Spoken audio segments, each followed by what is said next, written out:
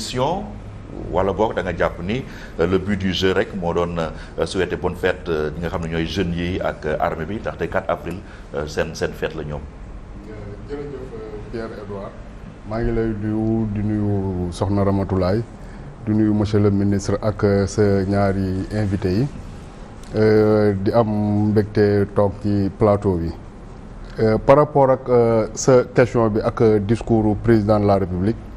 dama dégg léegi monsieur le ministre te yaa ngi koy wax sànq que fête indépendance bi dañ ko jagleel armée bi quelque part sax ñu jàpp ne c'est une fête de l'armée nationale ma bëgg a préciser juste que Sénégal du comme Algérie Sénégal du comme Burkina Faso du comme Guinée-Bissau bi ñu dendal. dañoo xeex pour am seen indépendance. ñooñu nga xam ne dañu xeex.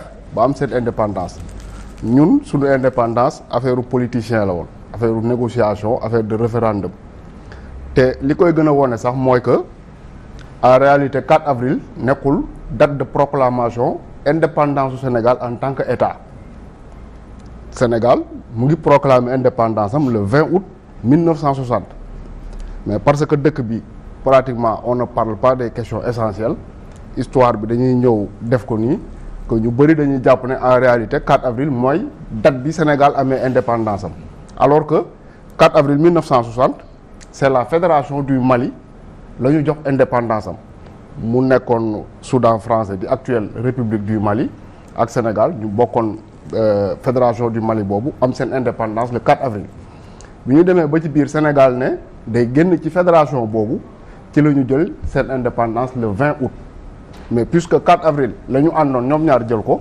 ils ont retenu le 4 avril donc pour dire que nekkul feetu armée bi feet boo xam nekkul loo xamante ne nii mun nañ ko jagleel armée bi parce que historiquement rien ne l'explique donc ñi ñuy tudd mu nekk ñoo xamante ne nii wax dëgg yàlla mun nañu naw seen taxawaay te à un moment donné ñu jàppoon que ne kat Sénégal war na accéder à la souveraineté internationale donc defuñu comme Algérie xeexuñu dañu ko négocier te jàpp naa ne loolu bokk na ci jusqu'à présent lu ñu topp. moom topp léegi peut-être da ngay contester le fait que ñu ne 4 avril feetu armée bi la.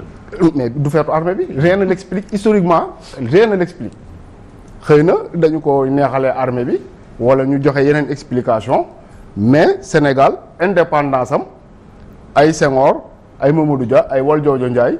ñoom ñoo jaar fi ñu jaar ay par ay négociations ak De Gaulle ñu jox ñu suñu indépendance te ce n'est pas par hasard boo xoolee 1960 ci la beaucoup de pays francophones jël seen indépendance man dama jàpp ne à un moment donné indépendance bi bi nga xamante ne nii les États africains ñu ngi ko doon revendiquer la France n'avait pas d'autre choix que mu jox leen seen indépendance te soo seetloo pratiquement yi ci gën a bëri c'est en 1960 te mu am benn système boo xamante ne nii dañ ko teg.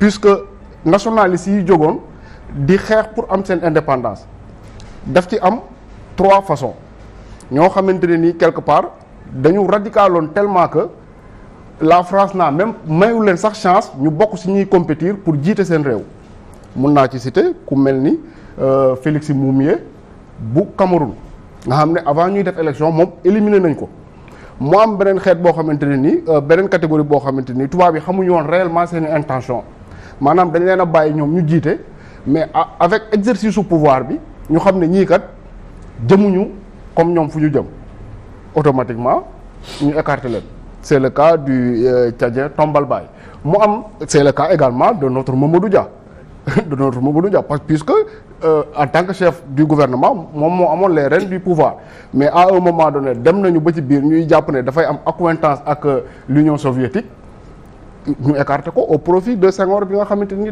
doomu nasaraan yi la ce qui fait que mu am beneen catégorie boo xamante ni ñoom tubaab yi xam nañ dès le départ que ni ñii moom ñoom lañ fiy nekkal ñooñu ngay dégg ñu ne la par exemple telle personne def na une trentaine d'années à la tête d'un pays donc précision boobu.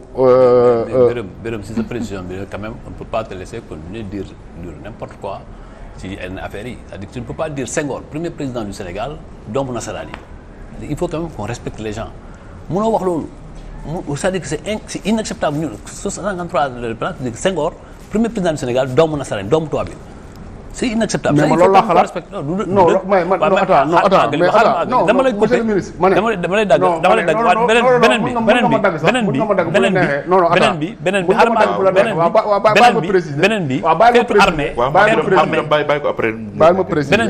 beneen bi mooy feetu armée xam nga processus par indépendance yow nga foog ne xeex c'est toujours par le fusil xeex dafa bëri ay façon xeex démocratique léegi aujourd'hui déglu ma waaw mais armée dama xam nga yow tant on a l'indépendance premier attribut de souveraineté c'est l'intégrité du territoire premier attribut de souveraineté loolu kan moo ko war a préserver kan moo ko war a téye donc qu'on dise que le 4 avril est une fête de l'armée est une fête des forces de défense et de sécurité personne ne peut l'enlever ça il faut quand même qu'on puisse respecter notre histoire qu'on puisse respecter notre vécu loolu laa bëggoon préciser ci li nga wax d'abord Senghor li nga wax il faut nga retirer ko parce que quand même nous sommes là faut pas dire man je suis pas socialiste mais je regarde pas mais mën a premier président du Sénégal doomu nasaraan yi sa xam histoire moo soriwul moo tax ngay loolu nga xalaat waaw non sa xamu histoire moo soriwul loolu nga xalaat non maa ngi lay jégal ci sa manque de respect non maa ngi lay jégal non le manque de respect mu ngi commencé ci bi nga naan ma tu dis n'importe quoi mais n'importe quoi parce que boo nee Senghor man sama doomu nasaraan yi la mais bien sûr non ça c'est un jugement du affaire point de vue appréciation la de fait en 1960 Senghor bi muy nekk président Sénégal élu par un collège c'était un français. kon tous les Sénégalais non dama lay laaj c'était un français ou yaa ngi ci bëgg a génn yaa ngi ci bëgg a génn yaa ngi ci kon tous les quatre Birame yaa ngi ci bëgg a génn mën naa la may bëgg a génne non ma ne la non ni ci bëgg a génne baax intéressant na trop mais tey li ñu fi indi mooy le discours du président le rappel historique voilà il est intéressant et tout Mame Birame waaw léegi mën nañu tey dugg ci discours bi discours président bi est-ce que am na ay omissions yoo si relevé wala yow de toute façon xaaroo si woon dara lu bëri. non xam nga ma falfal la wax na ko léegi président Macky Sall faluñu ko démb faluñu ko bërki démb def na fi 11 ans tey moo nekkoon son dernier discours bu jëm ci 4 avril tey. donc ñu bëri lu ñu doon xaar mooy que ci période boobu nga xamante ne nii nekk na fi lam diggante woon ak sénégalais yi est-ce que def na ko wala defu ko pour mën a xam loolu dañuy delluwaat ci discours boobu ma liiral la ko première phrase bi rek président de la République 3 avril 2013 mu ne ma première mission n'est pas de construire des routes autoroutes et ponts mais de reconstruire l'état de droit. Or, l'état de droit, on va l'apprécier de façon immatérielle. L'état de droit, ce sont des valeurs, des principes. C'est l'égalité des citoyens devant la loi. La lutte farouche contre la corruption. L'assainissement de l'environnement, des affaires et la lutte contre la corruption et la concussion me tiennent particulièrement à cœur. loolu moo nekkoon le discours du président Macky Sall. maanaam 2013 premier discours am ci wàllu 3 avril comme tey nii. li moo nekkoon discours am. 13 ou 12. 2013 ou 2012 alors. non 2013. 13 ok. 2013 parce que 2012 fekkagul mu prêter serment. 2013 la def premier discours am bu jëm ci 4 avril mu wax lii mu ne maanaam tey lu mu ñu limal. ay BRT ay TER yooyu yëpp yitteelu ko première mission mooy rétablir l'état de droit fexe ba tous les citoyens yem devant la loi comme ni ko la constitution du Sénégal di waxee en son article 1er tey entre 2013 3 avril 2013 ak 3 avril 2023 10 ans lan mooy bilan wu président Macky Sall ci lu mu waxoon ne c'est sa première mission Pierre-Edouard est-ce que les Sénégalais sont égaux devant la loi est-ce que les Sénégalais sont égaux devant la loi si c'était le cas est-ce que di nga mën a comprendre sur une affaire boo xamante ni ça implique la disparition de 2 officiers du Sénégal am ku ci bind commentaire ne j'espère qu'ils n'ont pas tué mon frère am keneen ku taxaw ci télévision mu ne ñaar ñooñu dañ leen a rey ñu jàpp na premier dugal ci kaso keneen ki jusqu'à présent mu ngi taxawaal ces deux citoyens là est-ce qu'ils sont égaux devant la loi te mun naa laa jox des exemples à n'en plus finir donc bu ñu yemee ci moom lu mu jàppoon ne c'est sa première mission ñu def le bilan mais c'est lamentable. échec total. te yaakaar naa ne les Sénégalais qui sont en train de nous suivre ne vont pas se casser la tête pour comprendre que bu nekkee ne dañoo basé wu ci lu mu waxoon ne mooy sa première mission en tant que chef de l'État 10 ans après ñu war ko natt ci loolu Sénégalais yëpp tey du ñu am doute que dafa échoué ci première mission am boobu.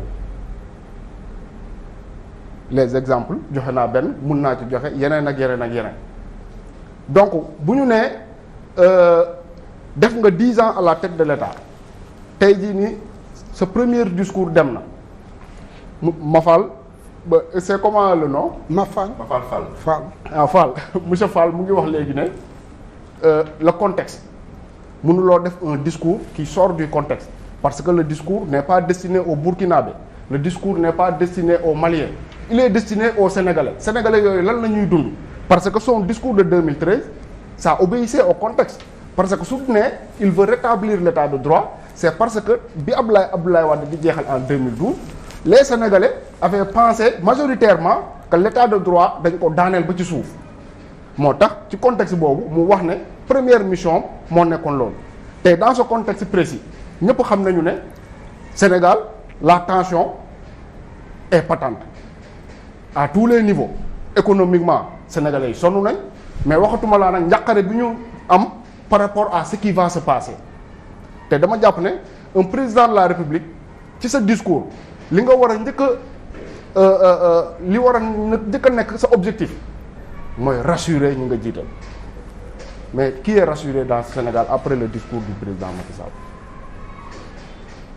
lan moo changé lan mooy les craintes yi nga xamante ne nit ñi amoon nañ ko avant te après discours bi ces craintes là se sont dissipées lan la y en a pas donc c'est ça pour man mon avis sur le discours du président. Non, mais le bilan il est d'une part immatériel mais d'autre part également il est matériel. non man dama sur le plan matériel quand même am na ay jéego yu bëri yu Sénégal def depuis 2012. xam nga un président qui te dit que ma première mission ce n'est pas de construire des routes soo bëggee def bilan am di ko teg ci ay routes ça pose problème. te ci loolu sax man am naa lu ma ci xalaat parce que Sénégal je le dis et je le répète ce n'est pas Dakar c'est 550 kilomètres carrés c'est 0,3% du territoire national 0,3% du territoire national tey bu nekkee ne da nga jël des investissements yu toll noonu puisque le ministre mu ngi rappeler sànq à monsieur Fall li nga xamante ni ñoom def nañ ko ci emploi en 2012 ak ñoom fi nga xamante ni ñëw nañ fi tey di wax en termes de fonction publique xam nga recruter en termes de fonction publique loolu yomb na d'autant que les recrutements clientélistes bari nañu fi li ñuy xaar ci yow mooy nga créer des conditions yoo xamante ne nii day tax nit ñi mën a créer des entreprises yu permettre ñooñu ñu jël loolu du fonction publique mais bu ñu yemee ci loolu. bul yem loolu li ma waxul. non j'ai donné un indicateur. faut pas se résumer à toute la politique de l'emploi à fonction publique déedéet. ba ñu yem ci yem dama jox rek ci benn fonction publique. boo leeralee loolu ci dama ne jox exemple ci fonction publique. la manière générale de création d'emploi indicateur boobu da nga bëggoon mu résumer lépp. bon résumé wu. ah si loolu ma ko gis nga Birame nit day wax dëgg. nit day wax dëgg. non mais monsieur nit day wax dëgg nit day wax dëgg. non oso bu fekkee dama lay offensé nag maa ngi jégalu. parce que dama offensé kat mais yow gaawal gaawal loolu kay man pare naa ci bu fekkee loolu wax lu boo waxul lu dëgg ma ne lu dëgg nga ne tribunal nañ ca dem. léegi loolu moo la wan citoyen sont égaux loolu nag mooy wan ni que nous sommes dans un pays de droit. pour daaneel. waaw mu ngi jël exemple monsieur Fall mais lu mu waxul mooy ñoom monsieur Fall bi ñu jógee ci pouvoir bi en 2012 dette bi ñu bàyyiloon Sénégal c'était 3200 et quelques milliards. monsieur le ministre la dette du Sénégal c'est combien plus de 11 000 milliards. non du ma la tontu. Parce que tu n'es pas dans une posture de quelqu'un qui pose une question. Tu es dans une posture de quelqu'un qui a pris parti. Non, je prends parti pour la vérité. Tu n'as pas pris pour la Si, le président Macky Sall non, attends, tout ce que tu as dit, c'est un issue d'invention. Attends. C'est-à-dire que ce que tu dis là, c'est vraiment enfantin. Enfantin dans un discours de 2013, tu veux le contextualiser en 2023. Et dans un seul aspect où quelqu'un te dit, première mission, mais quand tu dis première, c'est qu'il y a deuxième, il y a troisième, il y a quatrième. Mais quand même, le président a beaucoup souffert au Sénégal depuis 10 ans aussi. Mais on peut en débattre. On peut en débattre.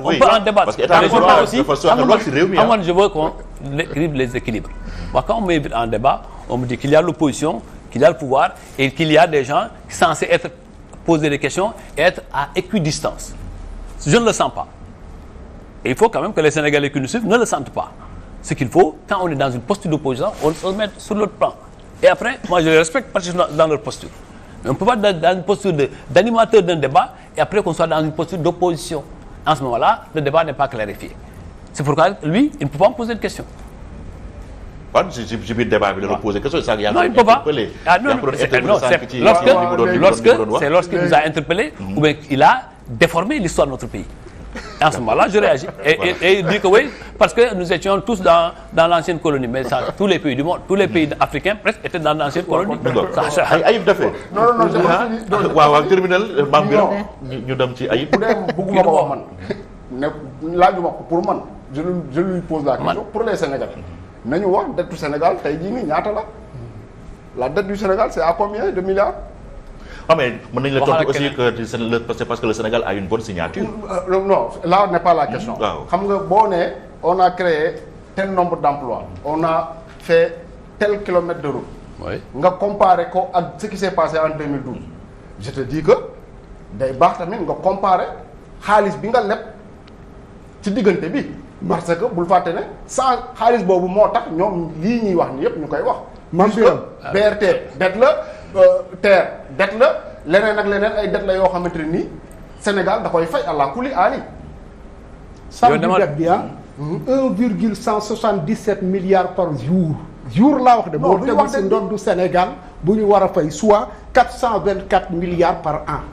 C'est-à-dire le gouvernement seen option ministre des Finances waxoon na ko assemblée. oui non seen option moom mooy l'endettement excessif sànq maa ngi koy wax quoi que fi ñu jëm ñoom dañuy dem le prochain président mooy le président que Karim Meïssa Wade dinaa la wax pourquoi candidature am tout à l'heure. Ma fal est-ce que foofu tamit li ma wax Mame Birame léegi du argument bonne signature bi aussi du entrer en ligne. déedéet du bonne signature xam nga tey. on est crédible non. non xam nga crédibilité bi lan la. président Abdoulaye Wade moo ko fa bàyyi benn passif la